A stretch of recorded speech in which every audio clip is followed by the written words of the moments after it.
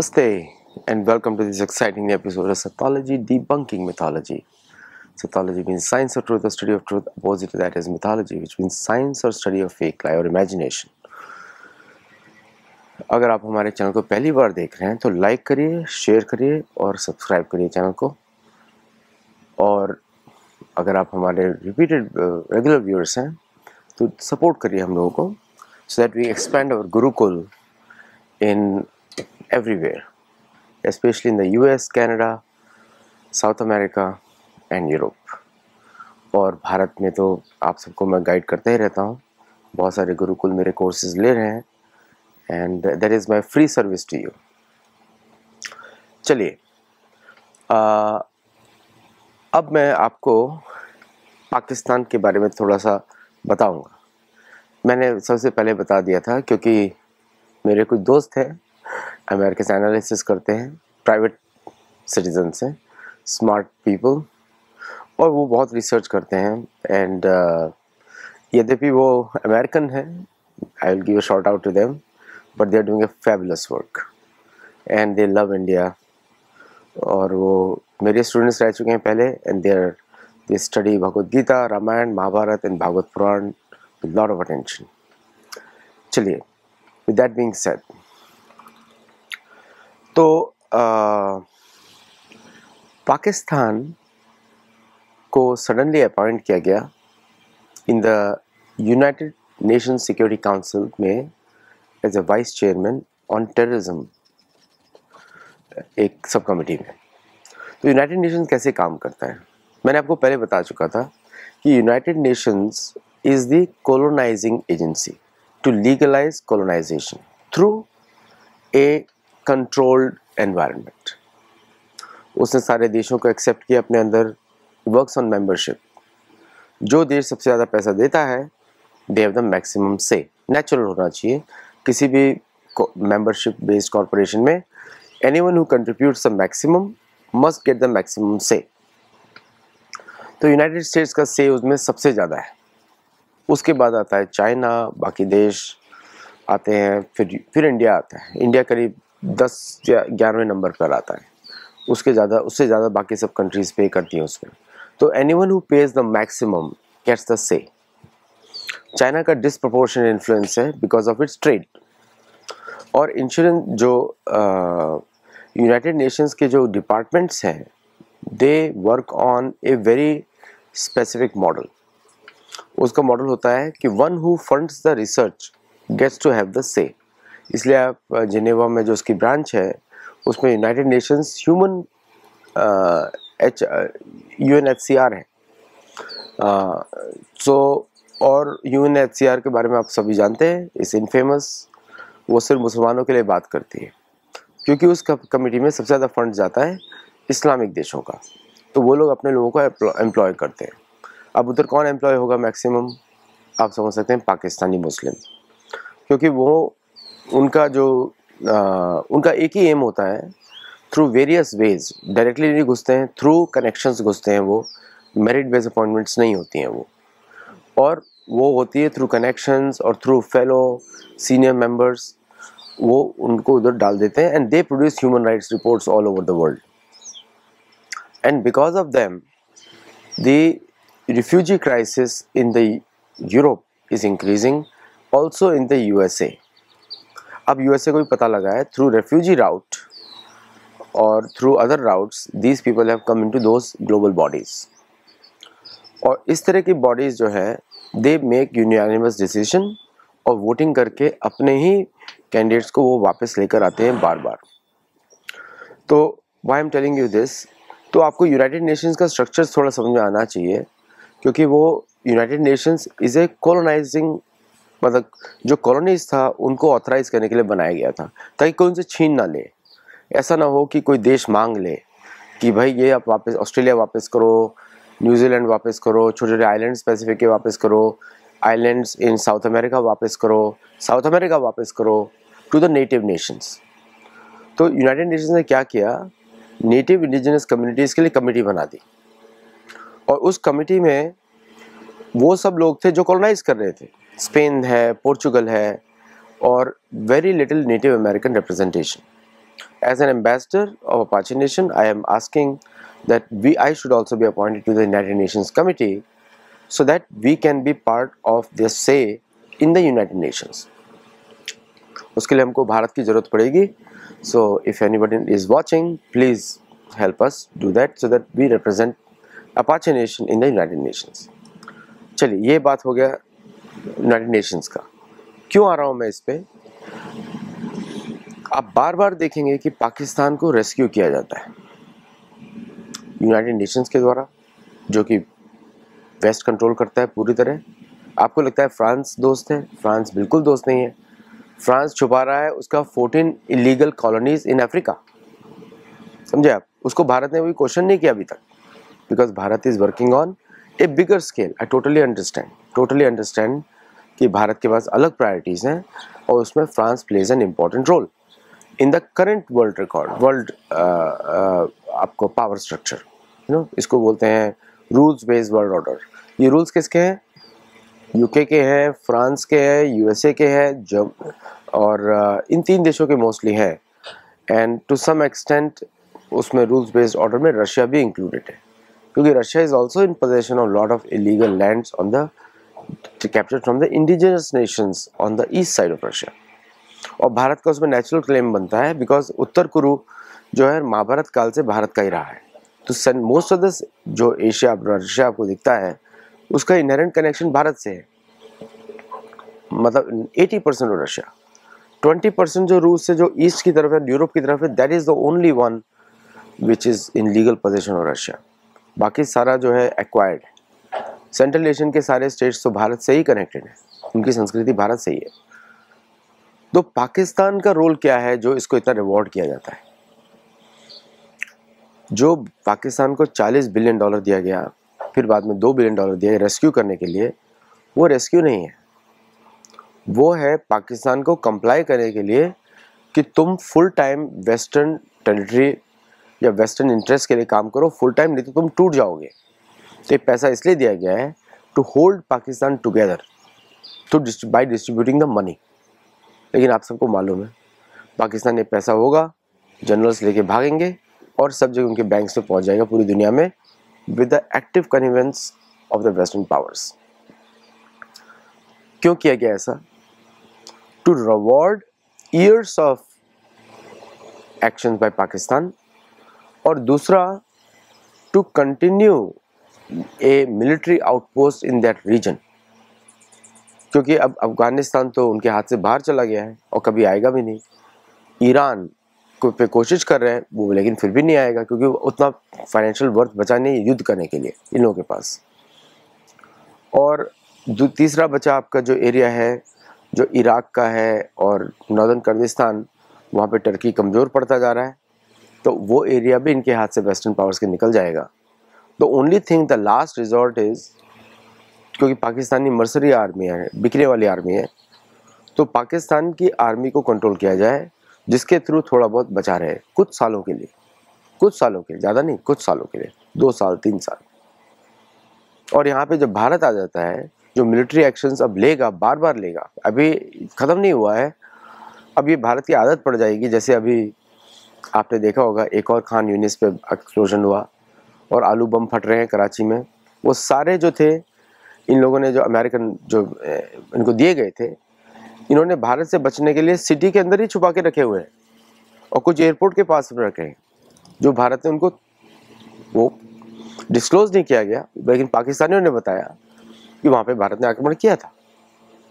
तो अब उनके लिए कुछ भी जगह पाकिस्तान में सेफ नहीं बची है, तो उनका प्लान क्या है कि पाकिस्तान में सब फोड़ के बाहर निकल जाओ, और रेडिएशन आ नहीं रही है. इसका मतलब किसी भी फिजाइल मटेरियल होता है, जो बॉम्ब होता है, उसके पहले एक बॉम्ब एक्सप्लोड होता है, फिर उसके बाद वो fissile process, nuclear fission process को इनिशिएट किया जाता है. ये वो वाले बम है. और बिकॉज अंडरग्राउंड है, काफ़ी सुरंग बना के नीचे की तरफ रखे हैं, तो the effect will be visible in 20 years और 10 ईयर्स. पानी में पहुंच जाएगा. चलिए, वो बात तो अच्छा है कि पानी बहता रहता है, so it will go away. लेकिन जो उनका सॉइल का जो बर्बादी होने वाली है, तो desert is going to expand, Karachi तक आएगा डेजर्ट, है ना. ये उसका आउटकम होगा. You will see that in few years time. क्योंकि इनको दूसरे मर रहे हैं ना, तो किसी को फर्क नहीं पड़ रहा है। और पाकिस्तान जो अपनी मुसलमान जो हेट्रेड है, हिंदू हेट्रेड में कुछ भी करने को तैयार है, कुछ भी करने को तैयार है। उनकी मानसिकता भी दिखाई देती है, हम सबको लेके मरेंगे, ये बात मानसिकता, जीने की मानसिकता नहीं है, हम सबको लेके मरेंगे, ये मानसिकता है, which is very very anti human.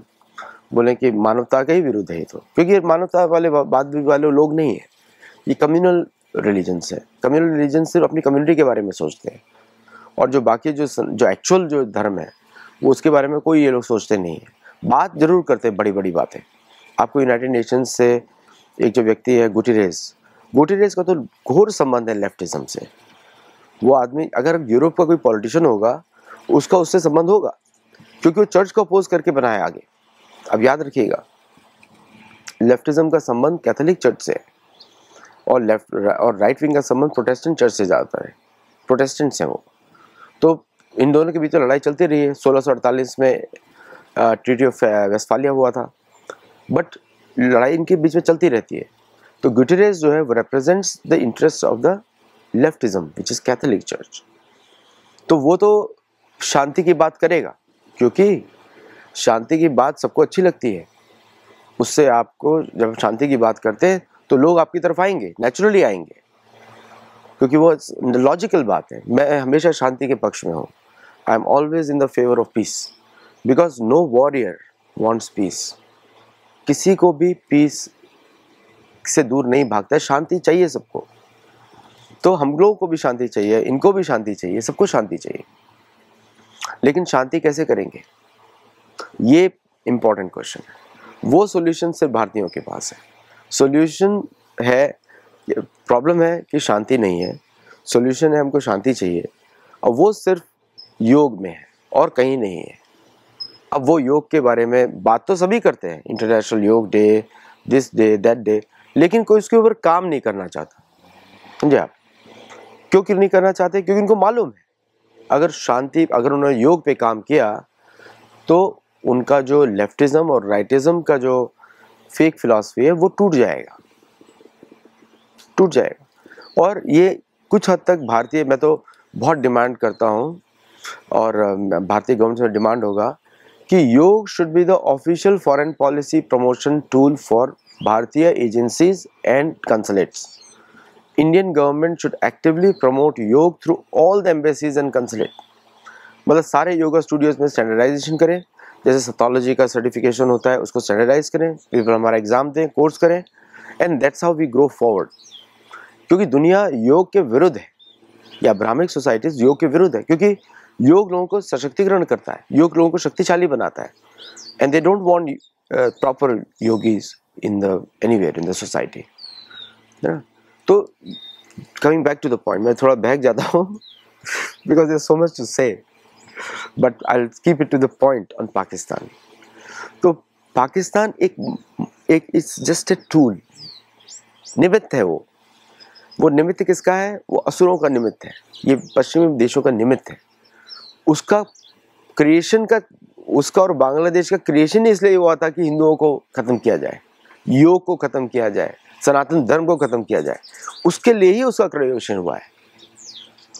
तो हमारे शास्त्रों में क्या बोलते हैं, ऐसे क्या करना है कि निरंतर आक्रमण इनके ऊपर, निरंतर आक्रमण, हमको छोड़ना नहीं है इनको जैसे ही छोड़ेंगे आपके ऊपर परेशानी प्रोड्यूस करेंगे। और जब ये बीमारी जाती है तो भारत में भी जो 0.5 फ्रंट बात करते हैं, जो 1 जैसा दिखता है आजकल, वो भी कम होगा, और वो भी उसका भी फेनेटिसिज्म चला जाएगा। फंडिंग को रोकना पड़ेगा, क्योंकि बहुत सारा इनका फंडिंग जो है इस्लामी दीन के नाम पर जाता है इन लोगों को, जो योग के विरुद्ध कार्य करें, सनातन धर्म के विरुद्ध कार्य करें। योग और सनातन धर्म में कुछ फर्क नहीं होता, दोनों एक ही होते हैं। अगर उसका डीप विश्लेषण किया जाए तो दोनों एक ही होते हैं। जैसे कृष्ण भगवान बोलते हैं, इमम व्यवस्थे योगम प्रोक्तवान अहम अव्ययम। सारे वेदों के ज्ञान को योग ही बोला जाता है ना। योग कोई आसन नहीं होता, आसन तो एक विधि है बस। So what I am trying to say कि ये जो पाकिस्तान को बेल आउट करने का प्लान है, that is to continue the local presence, only presence, जो भारत ने बुरी तरह तोड़ी है, और उसको और भी तोड़ना चाहिए। और जो तोड़ भी रहा है, हमको बता नहीं रहे हैं कोई भी, लेकिन वो पाकिस्तानी बताएंगे हमको जानने की जरूरत नहीं है। इन सब चीज़ों के लिए भारतीय गवर्नमेंट का स्टेटमेंट्स नहीं चाहिए। तो अगर आप ये सोच रहे हैं कि भारतीय गवर्नमेंट कुछ कर नहीं रही है, मुझे यहाँ से बहुत कुछ दिखाई दे रहा है, बहुत कुछ कर रही है, बहुत कुछ कर रही है। और भारतीय सरकार कोई एक दो लोग नहीं है। लोग सोचते हैं कि मोदी जी, अमित शाह, नहीं, पूरी सरकार का तंत्र है, बहुत शक्तिशाली गवर्नमेंट है, 140 करोड़ लोगों को कंट्रोल करती है। कमिंग टू अमेरिका, अब ये थोड़ा जियोपॉलिटिकल है तो चेंज होता रहेगा। आज मैं जो बोलूँगा वो कल बदल जाएगा, फिर परसों बदल जाएगा, चौथा बदल जाएगा। अमेरिका में कंफ्यूजन है। क्यों कंफ्यूजन है? इनका अंदर से लड़ाई शुरू हो गई है रूलिंग पार्टीज में, इलॉन मस्क में और बाकी लोगों में, क्योंकि आप अमेरिका का स्वभाव नहीं बदल सकते हैं। उसको फ्री मनी की आदत पड़ चुकी है, तो उसको लग रहा है कि मैं डॉलर दूंगा, मतलब पेपर बेचूंगा और लोगों से सामान खरीदूंगा, वही उसकी आदत बन चुकी है। इसीलिए वो सेनाओं का प्रयोग करता है। लेकिन अभी उसकी सेनाएं शिथिल पड़ी हैं, इसलिए वो लाचार है, क्या करे, इसलिए फूट पड़ रही है। प्रेशर है फाइनेंशियल, अंदर पड़ रही है फूट। आप देखते होंगे बड़े बड़े परिवार जो है, अगर फाइनेंशियल स्टेबिलिटी नहीं होगी, टूट जाते हैं। It's not because they want to break, लेकिन वो प्रेशर ही तोड़ देता है सब कुछ, समझे आप? तो इसके साथ भी ऐसे ही चल रहा है, अमेरिका के साथ भी, कि इंस्टीट्यूशंस आर फेलिंग। और अमेरिका ने कभी एक देश के जैसा काम किया नहीं आज तक। उन्होंने नेटिव अमेरिकन को ऐसा प्रोड्यूस किया कि वो भूल, अगर आप किसी भी अपने देश के वासी जो मूल हो उसको भुलाने की कोशिश करें लोगों को, इसका मतलब आप कॉलोनी है। आपने एक्सेप्ट ही नहीं किया कि आपके देश में वो भी रहना चाहिए। ये तो कम्युनल माइंडसेट है। आप लोग कभी कभी बहुत इंप्रेस हो जाते हैं कि क्या प्रेस सेक्रेटरी कितनी बदतमीजी से, मतलब कैसे बात करती है। मुझे तो काफ़ी असभ्य लगता है, बिकॉज गवर्नमेंट को एक स्टैंडर्ड मेंटेन करना पड़ता है। यद्यद आचरति श्रेष्ठ तत्ता देवे तरोजना, नहीं तो सामान्य लोग ऐसी बातें करेंगे। लेकिन अगर आप सामान्य लोगों को ही गवर्नमेंट लेकर आ जाएंगे तो गवर्नमेंट तो आपकी असामान्य हो जाएगी, क्योंकि गवर्नमेंट तो सामान्य लोगों से ऊपर होनी चाहिए, मोरालिटी में, पावर में, प्रेस्टीज में, या उनके लोगों की इज्जत होनी चाहिए हर जगह। इसीलिए उनको गवर्नमेंट में इलेक्ट किया जाता है। ऐसा नहीं कि आपको पैसा मिला, वोट जीता, आप चले गए गवर्नमेंट में। तो अमेरिका की ये प्रॉब्लम है कि सड़क के जो बातें, सड़क छाप जो बातें करते हैं, आजकल सरकार में बैठे हुए हैं। जैसे हमने कल लुटनिक को देखा, कैसी बातें करते हैं लोग। उनको, वो अभी भी पुराने उसमें बैठे हुए हैं कि अभी भी उनका वर्चस्व चल रहा है और दुनिया अमेरिका को बार बार देखती रहेगी। और ये लोग पाकिस्तान को इसलिए प्रमोट कर रहे हैं क्योंकि जो इनके जो लीडर हैं वो चीफ क्रिप्टो एडवोकेट है, तो उनका इंटरेस्ट बहुत ही ऊपर है, क्योंकि ये बिजनेस कबाल है, उसको इंडिविजुअल बिजनेसेस देखना है। अमेरिका में एक प्रॉब्लम क्या है कैपिटलिज्म का, कि इंडिविजुअल का profitability is considered very good, तो लेकिन देश का क्या, मतलब इनको देश चलाना आता ही नहीं। जब आपको देश चलाना नहीं आता, जिसमें हर पक्षी, हर पौधा, हर मनुष्य, हर जानवर, हर मछली या जो भी रेंगता है सड़क उस पर, वो सब आपकी प्रजा है, तब आपका देश चलता है। इसे राजा को बड़ा केयरिंग एटीट्यूड रखना पड़ता है ऐसे पिता, है ना, जो मोदी जी में दिखता है, ही केयर्स फॉर एवरीबॉडी। उस तरह का लीडर नहीं है। पुतिन भी केयर करता है, उस तरह लीडर नहीं है। और आप लोग जो भी बोल रहे हैं शी जिनपिंग को, वो भी केयर करता है अपने लोगों की, उसका पर्सनल बिहेवियर बहुत अच्छा है चाइना में, है ना। इस तरह के लीडर्स जो हैं देश को जोड़ के रखते हैं। मैं कम्युनिस्ट पार्टी की बात नहीं कर रहा हूँ, मैं सिर्फ इंडिविजुअल लीडर की बात कर रहा हूँ। इसलिए चाइनीज कम्युनिस्ट पार्टी बदल रही है, उसमें कोई मेरा खुद से कोई कनेक्शन नहीं है, किसी से कोई कनेक्शन नहीं है। मेरा कनेक्शन जगन्नाथ जी से और किसी से नहीं है। तो what I am trying to say कि ये जो पाकिस्तान का जो एक्सपेरिमेंट है, ये अब खत्म होने वाला है। आलू बम चले गए, मिलिट्री जब चाहे उसको भारत पीट सकता है अभी, और ये बना नहीं पाएंगे क्योंकि कोई भी पैसा देगा नहीं, क्योंकि मिलिट्री के वेयर्स होते हैं वो हार्ड कैश पे खरीदे जाते हैं। तो 40 बिलियन का डॉलर जो ट्रेंच दिया पश्चिमी देशों ने, वो दिया इसकी मिलिट्री को बनाने के लिए, बट वो जब बनेगी नहीं अब, क्योंकि मिलिट्री को बनाने के लिए आपको 70 साल 50 साल लगते हैं। एक बार उसके अंदर आपके अंदर जो फेनेटिसिज्म आ गया, जो रिलीजियस फेनेटिसिज्म आ गया, तो आप ठीक से सोच नहीं पाएंगे। क्योंकि आप जिहाद के जगह, तो पूरी आर्मी जिहाद में लग गई है। जिहाद मतलब हिंदुओं को मारो, ये है जिहाद, मतलब पाकिस्तानी के हिसाब से। और भारतीय मुसलमान भी कुछ ऐसा सोचने लगते हैं आजकल। वो पाप है, किसी भी मासूम को मारना पाप है, ये वेदों में लिखा है। तो अब जो भारत का जो एक्शंस होने वाला है वो बहुत भयंकर होने वाला है इस बार, क्योंकि पाकिस्तान, अब मैं भारत के पक्ष से देखूं तो ये एंटिटी नहीं रहनी चाहिए, नाम ही डिलीट होना चाहिए। क्योंकि अगर वो नाम रहा तो वो मानसिकता वापस आ जाएगी। नाम ही नहीं रहना चाहिए, ये भारत का एक्शन होना चाहिए। नहीं चाहिए, इसमें यहाँ पे आपको मानवता जो धर्म सिखाता है उससे दूर हटना पड़ेगा, क्योंकि ये लोग मानव नहीं है, ये आपको मारने के लिए बैठे हैं। इनको शत्रु बोला जाता है और शत्रु का वध शास्त्रों में मान्य किया गया है, माना गया है, जरूरी है।